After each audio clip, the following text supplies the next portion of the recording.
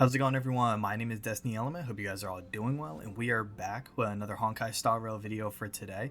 And we are going to be finally updating the tier list on this channel. You know, it's been a while. It's been a little bit over a month. I think the last tier list video I did was before Luocha came out. So we have a lot of characters to add and a lot of characters to rearrange and move around. So disclaimer for anyone new that's joining that hasn't seen my other videos, these are all my thoughts and opinions and my personal beliefs about the characters. So I'm going to try to explain and justify why I think they belong in the tier that they're in. But once again, these are just my opinions. You know, if you guys have your own opinions or your own thoughts that you want to share, let me know in the comment section. You know, I love interacting with you guys. But that's basically it. You know, if you guys enjoyed the video, leave a like, comment, subscribe. It really does help me out. And yeah, let's get into it. So the first person I want to move on this tier list is surprisingly Ting Yun. You know, it's like I think Ting Yun is a really good support. I think her attack buff and energy regen and everything, like I think she's a really good character, but I'm gonna move her down a tier because I kind of want to save double S tier for like characters that say unrealistic precedent for like future characters that kind of act as like an outlier. In my opinion, I just feel like Ting Yun isn't that character. Even though she is extremely good, I don't think she's really broken or busted, but I'll put her at the top of S tier. So that's the first change that I want to do. Next, I actually do want to move Jing Yuan down, and the reason why I'm moving Jing Yuan down is because now that we've had some time with these characters, and now that we had some time with Jing Yuan and we've used him, I feel like he's lacking in certain areas, and he is also lacking in the role that he's supposed to be as well too. And the reason why I say that is because like with characters like Blade and Kafka, and I'm going to explain why when I get to those characters, but with Jing Yuan, it's like he's not really lackluster or like hard to build, but he's more like very high maintenance. Like he requires a lot of setup. Like, you know, you have to go into battle using his technique, you have to get 10 stacks on his lightning lord, you need to be able to have enough speed and crit rate and crit damage so he doesn't like fall off. He needs Ting Yun to regenerate his energy, he needs Bronya to, you know, get his action forward, you know, or his action advance. It's like he doesn't really work on any other team comp except hyper carry because he requires so much investment, you know. And it's like a lot of his damage is delayed because of his lightning lord, you know. So it's like you work really hard to get to 10 stacks on lightning lord, but you don't get any benefit from it. Like you reach 10 stacks with lightning lord, you don't get a damage buff, you don't get your action advance, lightning lord doesn't go immediately, and it's like he's just as susceptible to any debuff as any other character in the game. But the problem is that whenever he's debuffed, it makes your damage fall off exponentially. You know, it's like if he's slowed, entangled, imprisoned, frozen, if he's stunned or anything, you lose a lot of damage. You know, it's like his skill and his ultimate can hit really hard, but it's his lightning lord that you really want. And it's like he just seems really reliant on his lightning lord and having characters to buff him. So that's why I'm going to personally put him at the bottom of S tier. You know, it's like he's a good character. You're still going to clear Memory of Chaos with him. And like also another thing, like between his signature light cone and the 4-star light cones in the game, like there is a very, very big noticeable difference between like a super imposition 5 4-star light cone and then like his signature light cone. Even like it's just you kind of need his light cone, if I'm being honest. But besides that, I would probably put him at bottom of S tier. The next character I actually want to move up is Bailu. So like if you guys see my other tier list video, like I always said, like I think Bailu and Natasha are pretty similar. You know, they're two very strong healers. They just have two different roles. You know, Natasha has her team-wide heals, she has a self-heal, and she's able to actually dispel debuffs, and I think that's really good. I think every healer should have some form of utility in their kit. But as we have more people get to endgame, as we see more usage in Memory of Chaos, it's like we're seeing a lot of Bailu, and Bailu works really well with lots of other lightning characters in the game. She works really well with comps that don't maybe have Gepard or like Natasha built, and the fact is like her auto revive is a really nice insurance policy. Like it's a really nice thing to have, and it's a nice cushion. And it's like I don't have Bailu or Locha, and it's like I still clear Memory of Chaos with Natasha and Gepard, but it's like it does take me a couple resets. You know, it takes a bit of RNG, but besides that, it's like Bailu is definitely really valuable. You know, I don't think she's I don't think she's like insane. I don't think she's double S tier, but she is a very good healer. And honestly, I kind of wanted to keep them both in S tier, but I do want to have a little bit of a gap between those two because Bailu definitely has some noticeable benefits to her compared to Natasha. Plus, we're also getting Lynx, and I'm going to talk about Lynx probably in my next tier list video when she's actually out and we can use her. But for now, it's like these two are S tier, but Bailu is, I would probably say, at the top of S tier. Moving on, I actually want to move Clara down, and the reason why I'm moving Clara down, and honestly, I'll probably put her above Himiko. The reason why I'm moving Clara down is because she's very dependent on the enemy.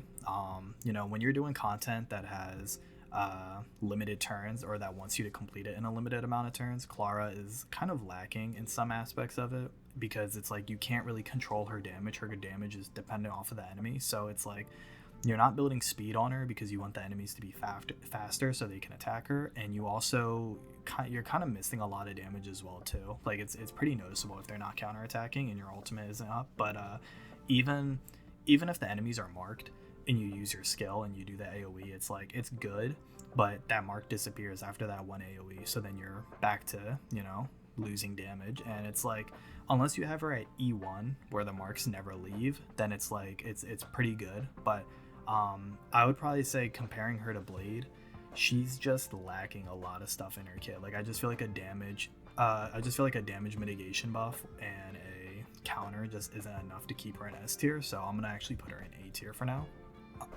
Moving on, is there anyone else that I want to move? I'm actually gonna move Pela up. Pela, I think, has gotten more usage since Silverwolf ended. It's like if you didn't summon for Silverwolf, you most likely built Pela. And depending on the content that you're doing, you're also probably still using Pela. It's like I think her dispels and her AoE defense shreds are just really good, and honestly she is a very valuable asset to any team in my opinion. You know, it's like you can get damage anywhere in the game, but having good utility is always nice. So I would actually put her, I'll probably put her like somewhere around here, like above Jingyuan and Natasha. Next up, I do want to actually... Oh, also something else, guys. So there's two Trailblazers on the tier list. The female Trailblazer is supposed to be the Fire Preservation path, and then the male main character is going to be the Physical Destruction, just so there's no confusion. But moving on, I do want to move Xing Shui up to A tier, surprisingly. Like, at first, I didn't really like her gambling RNG mechanics, but it's like, if you have Eidolons on her, specifically up to like Eidolon 3 or 4, she is like such a nuker. Like she just does so much damage. Like damage alone, she's just really good. And as we get characters that are more like skill point efficient, where you don't have to spam your skill points every turn, it's like it kind of makes her better because then you can save skill points for her, you know. And like her RNG, like her mahjong like drawing mechanic, like it does have a pity, so you will get that hidden hand whether you like use all your skill points or not. But I would probably put her in A tier now. Like she is a very good character, you know, and her damage is quite ridiculous, especially with the Quantum Relic set because of the defense penetration. But besides that, moving on, I do want to move Asta up.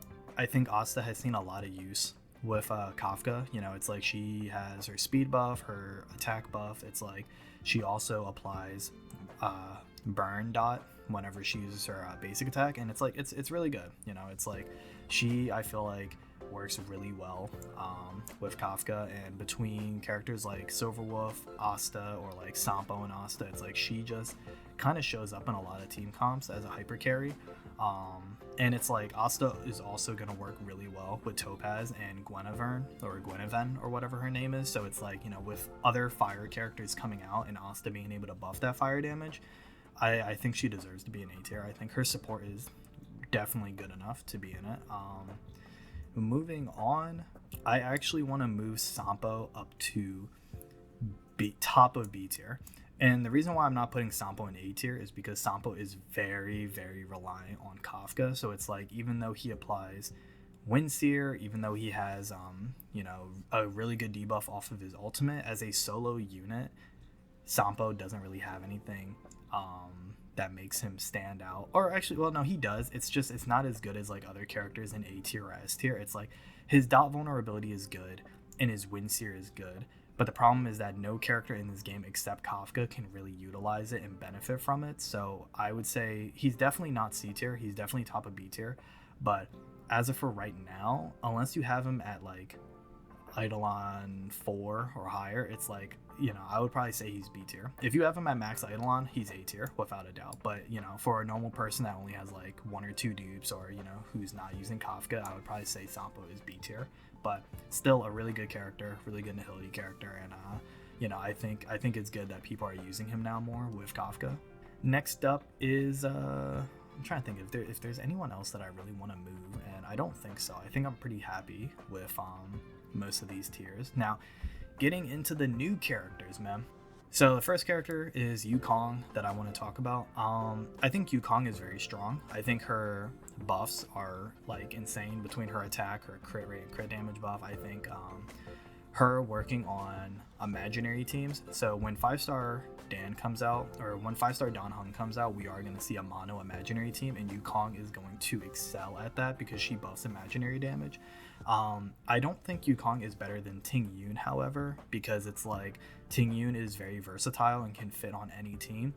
Yukong, you kind of have to be a little bit picky with, and not only that, she also requires kind of like, she's kind of big brain as well too, because you have to make sure you use your skill at the right time. That way your DPSs can fully utilize her attack buffs and everything. So it's like, I think Yukong is good, but I would probably put her probably bottom S tier. If I'm being honest, I'll probably say bottom of S tier. I think she's really good, and you can definitely fit her on some team comps, but she's just not as versatile as Ting Yun, and she has more requirements as well for her. So I would probably say probably bottom of S tier. Moving on, we have Luca. Luca is, I don't know, Luca's kind of in a weird spot for me. It's like I really like him right now. My Luca is at Eidolon 3, and he hits really hard. He has really good scaling on his skills and his ultimate. He also has a very easy time breaking the enemy's toughness. And he's also the only physical character that manually applies bleed, and I think that makes him stand out quite a bit.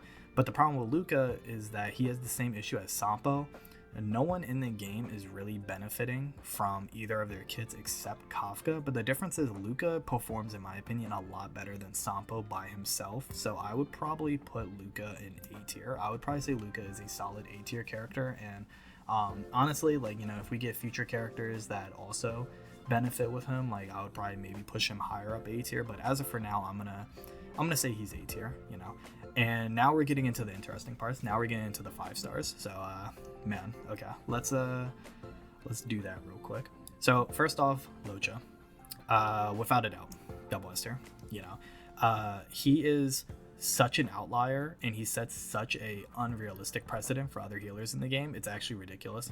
You have a character that has lifesteal, you have a character that auto heals, that has a smart heal that saves you skill points, he dispels debuffs, he dispels buffs off enemies, he hits hard, he scales off of his attack, and not only that, he's just like, if you have Eidolons on him, he becomes a pseudo harmony character as well too. And it's like, he is such a ridiculous healer. Like, he makes the game easy mode, like baby Gerber, like easy mode. Like, you can literally run whatever team you want, and it does not matter because you have Locha. You can play as horrendously as you want, and it does not matter. And the enemy can hit you as hard as they want, and it will not matter. Like, Locha is such a crazy healer. I don't even know who they can release or who they can even drop that's better than him. Like, he just sets like a crazy precedent for like any future abundance character. Like, it's insane. So yeah, he's going in double S tier. Like, it's not even like up for debate in my opinion. Moving on, we have Blade, and Blade's the reason why I moved Clara down. It's like, I think Blade is an easy S tier, and the reason for that is because it's like, he's a destruction character. Someone's honking their horn out there, yo. I don't know what's going on with that, but give me 1 second. Yeah, I don't know what was going on with that. I don't know if you guys can hear that, but so with Blade, I feel like Blade personifies the destruction role perfectly. And like, not only does he have great AoE, he has great skill point consumption, but it's the fact that he also has lifesteal in his kit, and he's very like self-sustaining. Like, he can sustain pretty well by himself. Like, I don't think he's busted or broken. I do think he's broken with Locha. Like, I think those two together are insane, but I do think Blade by himself is top of S tier. Very, very solid unit. Like, there's definitely no doubt about that. Like, he performs really well, and I think he kind of is a realistic destruction character. And honestly, I kind of want to see more characters like him that can do damage but self-sustain, that are kind of just like a second tank but also like a support DPS in a way. So yeah, I'd probably say top of S tier. And then finally we have the girl herself. You know, we have Kafka, and Kafka's in a weird spot for me, man. You know, it's like I love Kafka's character. You know, I love her kid. I love dot teams, but I know not everyone will feel the same. So with Kafka, it's like she really shines with Sampo and Luca, but the thing is, her scaling off of her skill and her ultimate make it so that you can run her on a hyper carry team as well too. And something else about Kafka, a lot of people were saying, oh, you're forced to run Sampo and Luca, you're forced to run both of them on the same team, or you're forced to run one of them, like you're forced to run this one singular team that's going to be average. And the thing about it is, like, obviously using Luca and Sampo with her, you will see the most damage, and it's like, you know, she is very good with both of them. But that team is not average, you know. Dot team is definitely not an average team. I think Sampo and Kafka, or Luca and Kafka, they work so well together, and they shred like every bit of content. It's not even close. But something that I think caught a lot of people off guard is her scaling off of her skill and her ultimate. Because her scaling is so high, it's like you can run her on a hyper carry team and you can get away with it. Because her lightning dots hit so hard, you can get away with her being the only dot damage character on your team. So you can run Silverwolf and Asta, you can run Ting Yun and Asta, you can do Silverwolf and Bronya. You know, it's like you can buff her and run a hyper carry team with her, and she will just hit hard, especially if you have a lot of attack and if you have a lot of break effect, you know, and speed. So it's like, between her working well by herself, between her team that she specializes in being really good, her scaling being really good, her being really easy to build, and also because we're gonna have future dot characters coming that are gonna make her even better, I'm more inclined to put her in double S tier, if I'm being honest with you, because as long as dot is a mechanic in this game, she will always be a staple. You know, she will never fall off in value compared to Blade, where, you know, Blade, the only thing he can offer to a team is damage, you know, and he can sustain. Kafka, it's like, I think the debuffs that she has and the damage that she puts out, I think is honestly a lot higher than most. And if you go on Reddit, I forget what YouTuber did it. It was either a YouTuber or some people that were doing like calculations, but there's like a Google Excel sheet, and you can see her damage compared to other characters. When it comes to single target damage, I think she is the third highest in single target, and when it comes to AoE damage, she has the most AoE damage in the game, outranking Jingyuan and Blade. So it's like, for that, I'm gonna put Kafka in double S tier. I think her kit is very unique. I think her team is really good, and even without her team, if you were to run a hyper carry team, she is still really good. And as we get future dot characters in the game, I think she will only get better. You know, it's like she's a pretty unique character, and I think she's very strong. She sets a really good precedent for like other characters in the game, especially Nihility characters. So that's my opinion. This is I'd probably say I'm happy with this tier list. I think this looks good to me. If there's any opinions or thoughts that you guys want to share, let me know in the comments section. But I think this is going to wrap up the tier list video. So once again, guys, if you guys do enjoy the video, leave a like, comment, subscribe, and I'll see you guys in my next one. Peace.